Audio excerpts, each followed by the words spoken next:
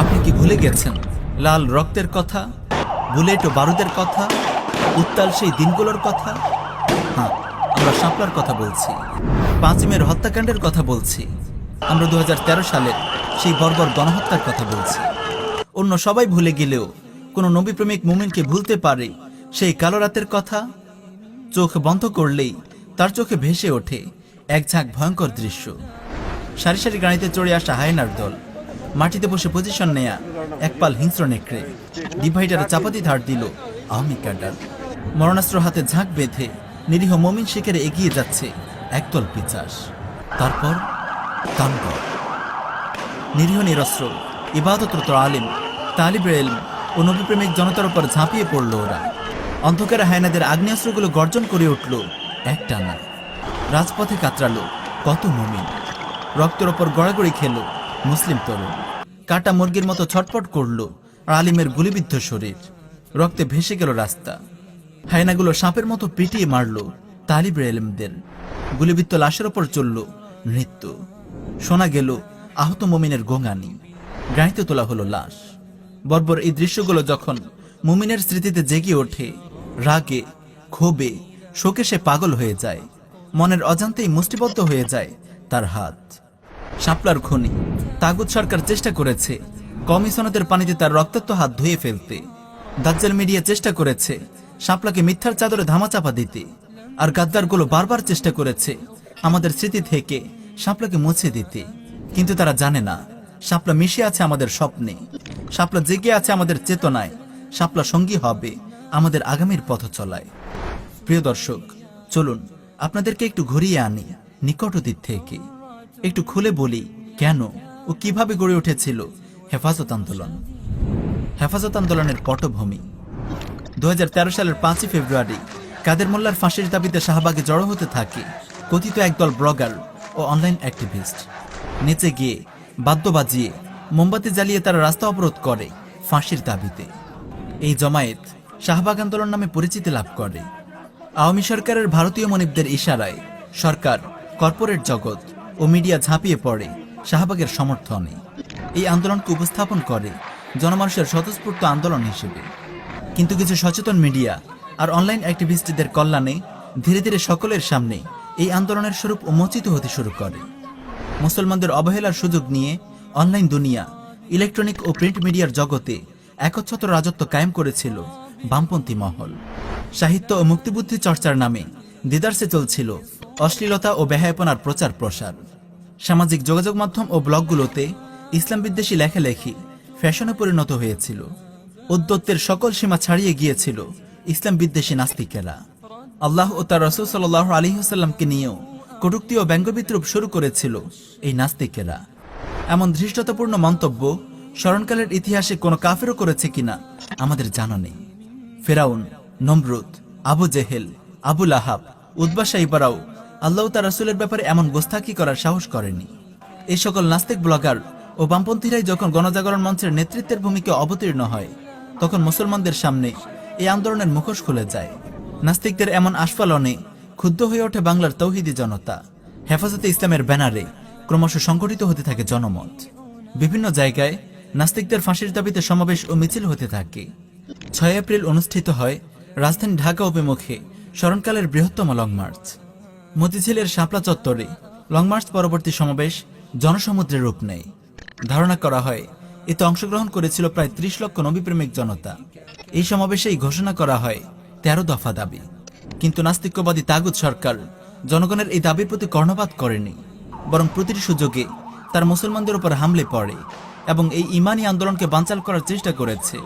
অন্যদিকে শাহবাগী নাস্তিক ও শাতিম রাসূলদের পুলিশ পাহারা দিয়েছে, তাদেরকে বিরিয়ানি আর পানীয় সংগ্রহ করেছে। ফলে তাওহিদি জনতার সঙ্গে তাগুত সরকারের সংঘাত অনিবার্য হয়ে পড়ে। প্রিয় দর্শক, এই আন্দোলন কতদূর গড়িয়েছিল, অবশেষে কি হয়েছিল এই আন্দোলনের পরিণতি? চলুন সংক্ষেপে লং মার্চ পরবর্তী ঘটনা প্রবাহের ওপর আলোকপাত করা যাক। লং মার্চ পরবর্তী ঘটনা প্রবাহ ও শাপলা চত্বরের গণহত্যা। লং মার্চ পরবর্তী সমাবেশ থেকে সরকারকে আলটিমেটাম দেয়া হয়, 30 এপ্রিলের মধ্যে যদি 13 দফা দাবি মেনে নেওয়া না হয় তাহলে 5 মে ঢাকা অবরোধ করা হবে। এপ্রিল মাস জুড়ে দেশের 64 জেলায় হেফাজতের ব্যানারে অনুষ্ঠিত হতে থাকে বিশাল বিশাল সমাবেশ ও বিক্ষোভ মিছিল। সংগঠিত হতে থাকে জনমত, জনতা প্রস্তুতি নিতে থাকে ঢাকা অবরোধের। অবশেষে বিদায় নেয় আন্দোলন মুখর এপ্রিল, আর পা করে এগিয়ে আসে সেই উত্তাল মে। 5 মে পুরো দেশ থেকে জনতার ঢল নামে ঢাকা অভিমুখে। ঢাকার প্রবেশ মুখের 6টি পয়েন্টে অবস্থান নেয় নবীপ্রেমিক জনতা। দুপুরের দিকে রহস্যময়ভাবে অবরোধ ছেড়ে শাপলা চত্বরে সমাবেশের ঘোষণা দেয়া হয়। শাপলা চত্বরের দিকে রওনা হয় দলে দলে জনতা। প্রতিমধ্যে তাদের উপর আক্রমণ করে পুলিশ আওয়ামী ক্যাডাররা। পুলিশের বুলেটে ঝরে পড়ে 4-5টি তাজা প্রাণ। তবুও সব বাধা বিপত্তি পেরিয়ে অবশেষে শাপলা চত্বরে অনুষ্ঠিত হয় স্মরণকালের বৃহত্তম মহাসমাবেশ। সমাবেশ থেকে হঠাৎ ঘোষণা করা হয় অবস্থান কর্মসূচি। ধারণা করা হয় এসব আকস্মিক সিদ্ধান্তের পেছনে কলকাঠি নাড়ছিল হেফাজতের ভেতরে লুকিয়ে থাকে কিছু গাদ্দার। তাওহিদি জনতার রক্তে নিজেদের রাজনৈতিক উচ্চাভিলাষ ও ক্যারিয়ারের খেতে পানি দিতে চেয়েছিল এই গাদ্দারেরা। এই ধারণার পেছনে শক্তিশালী বেশ কিছু কারণ আছে যা পর্যবেক্ষকদের কাছে অজানা নয়। আল্লাহ তাআলাই ভালো জানেন প্রকৃত ঘটনা কি। তবে এখানে গাদ্দারদের পরিচয় স্পষ্ট করা না হলেও পরবর্তী ঘটনা প্রবাহ আপনাদের সামনে খুলে দেবে গাদ্দারদের কালো মুখোশ। তাগুতের 5টা যে গোলাম, যেই মৌলবী শাহবাগী নাস্তিকদের সঙ্গে একাত্মতা ঘোষণা করেছিল এবং কথিত 1 লক্ষ আলেমের জালিয়াতি ফতোয়া বের করেছিল, তার পরিচয় নিশ্চয়ই আপনাদের সামনে স্পষ্ট করার দরকার নেই। তাই প্রিয় দর্শক, সামনে চলুন, আমরা আসল ঘটনার দিকে যাই।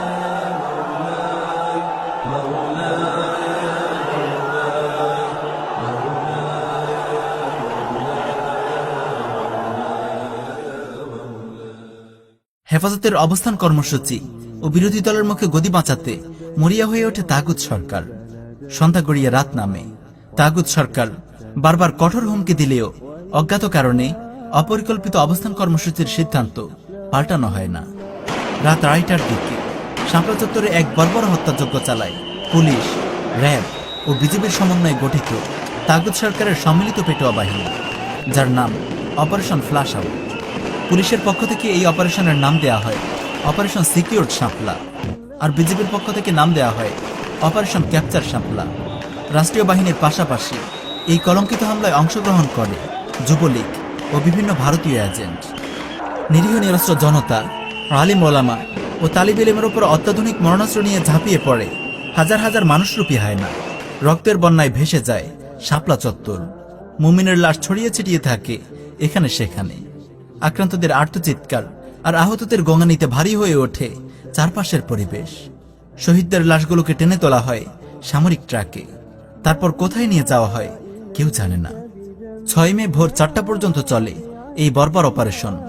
ভোরের আলো ফোটার পূর্বেই ফায়ার সার্ভিসের গাড়ি দিয়ে পানি ছিটিয়ে ধুয়ে মুছে পরিষ্কার করে ফেলা হয় শাপলা চত্বর। এর পরের ঘটনা আমাদের সবার জানা। দাজ্জালি মিডিয়া মেতে ওঠে ঘৃণ্য অপপ্রচারে। আওয়ামী গুন্ডারা পাঞ্জাবি টুপি পরে সেদিন বাইতুল মোকাররমে জ্বালিয়ে দেয় পবিত্র কোরআন।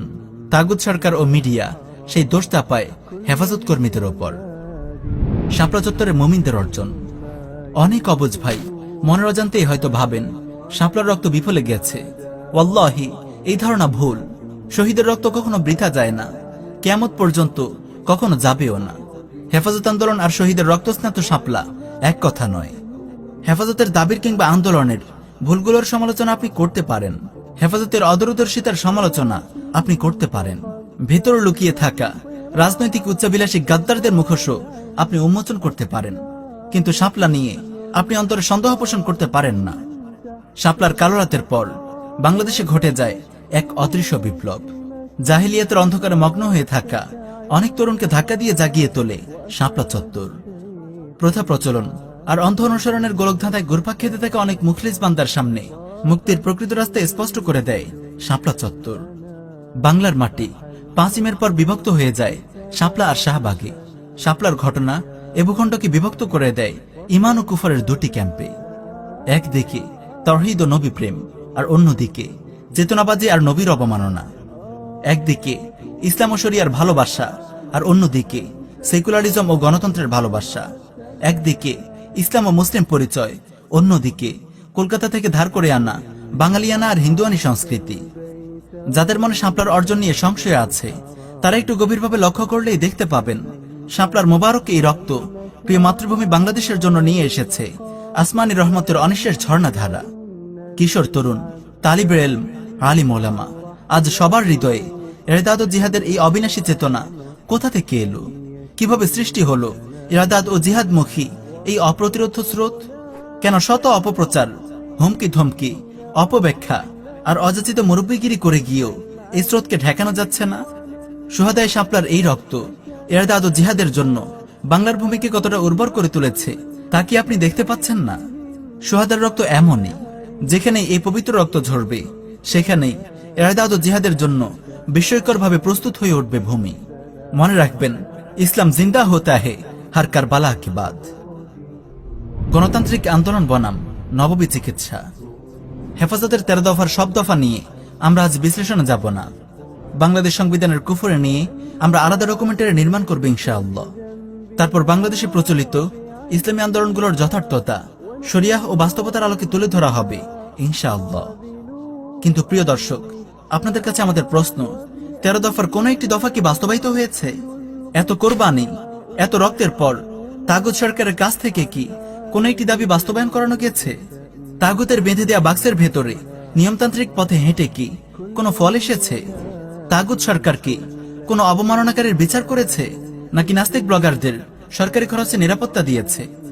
তাগুত সরকার কি কোন নাস্তিক ব্লগারকে উপযুক্ত শাস্তি দিয়েছে, নাকি শাপলার পরে গত 7 বছরে জেলখানাগুলো মুমিনদেরকে দিয়ে পূর্ণ করা হয়েছে? নবীর সম্মান রক্ষায় আন্তরিক আবেগ থেকে যে পথ বেছে নেওয়া হয়েছিল, সেই পথে কি নবীর সম্মান রক্ষা করা গেছে? যে তাগুত সরকারের কাছে অবমাননাকারীদের বিচারের দাবি করা হয়েছিল, সেই সরকারের প্রধান হাসিনা রাসূলুল্লাহ সাল্লাল্লাহু আলাইহি ওয়াসাল্লামকে নিয়ে জঘন্য কটূক্তি করা রাজীব ওরফে থাবা বাবাকে দ্বিতীয় মুক্তিযুদ্ধের প্রথম শহীদ বলে ঘোষণা করে। যে সংসদে আইন পাশের দাবি করা হয়, সেই সংসদে আল্লাহর রাসূলের অবমাননাকারীর মৃত্যুতে শোক প্রকাশ করা হয়। যে তাগুত সরকার নবী অবমাননাকারীদেরকে পুলিশি প্রহরায় নিরাপত্তা দেয় আর আন্দোলনরত নবীপ্রেমিক জনতাকে পাখির মতো গুলি করে হত্যা করে। যে তাগুত সরকার শাতেম রাসূলদেরকে শহীদ বলে, তাদের কাছে নবী অবমাননার বিচার চাইতে যাওয়া কতটুকু যৌক্তিক? তাগুতের কাছ থেকে অনুমতি নিয়ে, তাগুতের সীমারেখা মেনে তাগুতের বিরুদ্ধে এই আন্দোলন কি নির্বুদ্ধিতা নয়? যে কুফরি সংবিধান কোরআনকে পেছনে ছুড়ে ফেলেছে, সেই নাপাক সংবিধানের কাছে কোন মুসলমানের কি চাওয়া থাকতে পারে? এই প্রশ্নের উত্তর আপনারা সবাই জানেন। এই রাস্তায় হাঁটার ফলাফল কি তা আপনারা বুঝেন। এবার আমরা অন্য একটি রাস্তার দিকে তাকাই। ইসলামী শরিয়া নবী অবমাননাকারীদের জন্য সুস্পষ্ট বিধান দিয়েছে, শাতেম রাসূলকে যে যেখানে পায় সেখানেই হত্যা করবে। এটি উম্মতের উপর ফরজে কিফায়া, এর জন্য কারো অনুমতিরও দরকার নেই। সে রাসূলুল্লাহর অবমাননা করে নিজের নিরাপত্তা নিজেই বিঘ্নিত করে। শাতেম রাসূলদের জন্য হত্যার এই বিধান আজ নতুন নয়, রাসূলের যুগ থেকে চলে আসছে। রাসূলুল্লাহ সাল্লাল্লাহু আলাইহি ওয়াসাল্লাম কুখ্যাত শাতেম রাসূল কাব বিন আশরাফ ও আবু রাফিকে গুপ্ত হত্যার জন্য মুজাহিদ বাহিনী পাঠিয়েছিলেন। রাসূলুল্লাহর সরাসরি নির্দেশ ও নির্দেশনায় হযরত আব্দুল্লাহ বিন আতিক রাদিয়াল্লাহু আনহু ও তার দল শাতেম রাসূল আবু রাফিকে হত্যা করে। মুহাম্মদ বিন মাসলামা রাদিয়াল্লাহু আনহু ও তার দল শাতেম রাসূল কাব বিন আশরাফকে হত্যা করে ইসলামের ইতিহাসে অমর হয়ে আছেন। রাসূলের যুগে সাহাবীরা শাতেম রাসূলদেরকে হত্যা করতেন, আর এই জন্য তারা রাসূলুল্লাহর অনুমতি নেওয়ারও প্রয়োজন বোধ করতেন না। এই ধরনের অনেক ঘটনা সংরক্ষিত আছে সিরাতের পাতায়। প্রিয় ভাই, এটিই আর তিব্বুন নববী, এটি শাতেম রাসূলদের জন্য নববী চিকিৎসা, এটি একমাত্র ফলপ্রসূ চিকিৎসা। প্রিয় ভাই, প্রিয় নবীর অবমাননাকারী শাহবাগী এই কুলাঙ্গারদেরকে শায়েস্তা করার একমাত্র উপায় হলো নববী চিকিৎসা। আর সেই নববী চিকিৎসাই করেছেন একদল নবী প্রেমিক দুঃসাহসী মুসলিম তরুণ। আব্দুল্লাহ বিন আতিক ও মুহাম্মদ বিন মাসলামা রাদিয়াল্লাহু আনহুমের গৌরবের উত্তরসূরিরা কুপিয়ে জাহান্নামে পাঠিয়েছেন কুলাঙ্গার বেয়াদব শাতেম রাসূলদের। প্রায় 14টি অপারেশনে নিহত হয়েছে 10-এরও বেশি নবী অবমাননাকারী শাতেম রাসূল। নববী চিকিৎসার প্রভাবে শাতেম রাসূলরা আতঙ্কিত হয়ে পড়ে, দলে দলে